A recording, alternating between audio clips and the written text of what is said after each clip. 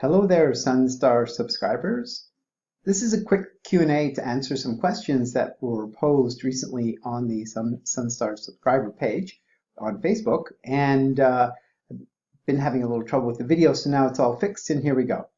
Now, the question that was asked was, why is the ascendant so important in terms of self-expression?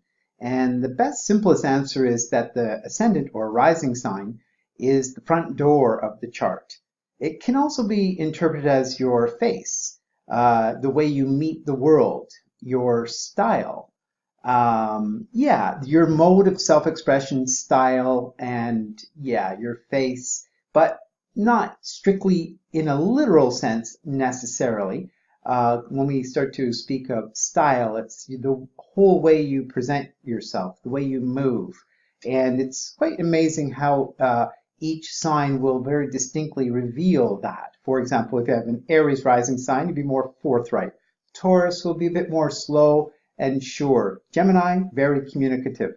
Cancer, very nurturing. Leo, very proud and creative and sort of dominant in a way. Virgo, very service-oriented, very critical, detailed. Libra, sort of lovely and refined and sort of graceful and diplomatic. Scorpio, rather intense, to the point. Sag, enthusiastic, sort of water off a duck's back kind of principle. Capricorn, a little bit more serious and sober. And Aquarius, friendly, altruistic, sort of purpose-driven, wanting to, serve a greater cause with a certain detachment in there.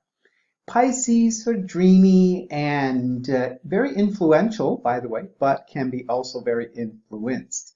So there's a quick download on the different signs and how they'll express themselves, just to quickly show you how rather strong each sign description is. And so the ascendant as the front door to the way you meet the world can be mitigated by other planets. So if you have a planet conjunct the ascendant, it's especially powerful. Say you had Neptune on the ascendant and you're a Leo, for example. You would have a strong mystical quality coloring that otherwise leonine sort of pride and creative force. If you had Pluto on, let's say, Gemini ascendant, that communicative element would be deepened. You could say it have a scorpionic flair to it. And the list goes on like that. If you had Venus on a Virgo ascendant, the Virgo who would otherwise be usually quite interested in details and analysis and a certain amount of service-oriented thinking or approach, the Venus would soften it and give it more grace, more flair, a bit more charm perhaps, and wanting to express themselves in a rather beautiful way. So that's with a planet conjunct the ascendant.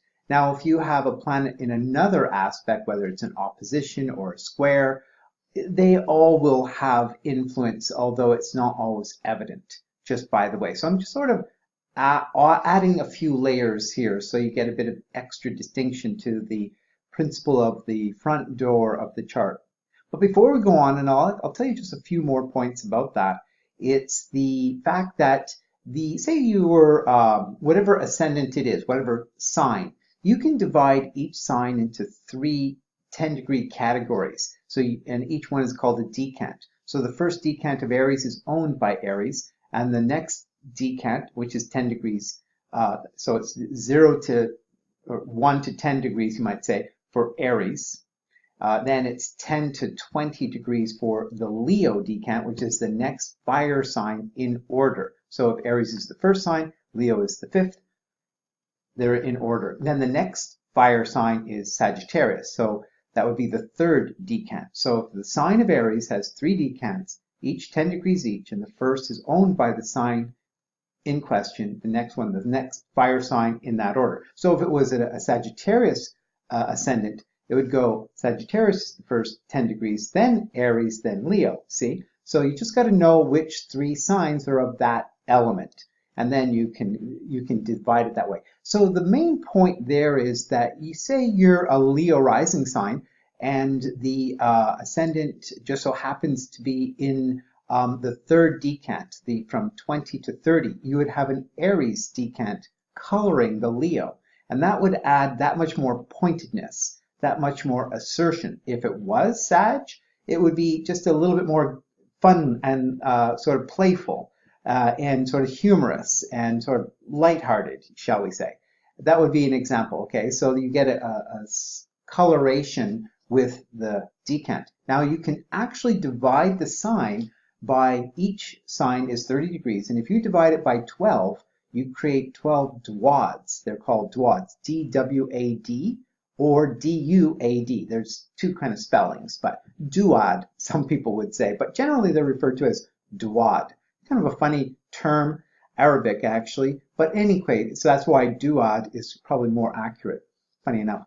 But the main point is that the dwad or duad is just a 2.5 degree segment. So the first 2.5 degrees of Aries, for example, is owned by Aries. Then the second, from 2.5 to 5 degrees, is Taurus, right, in order. The next third sign is Gemini, so from 5 to 7.5 degrees is Gemini.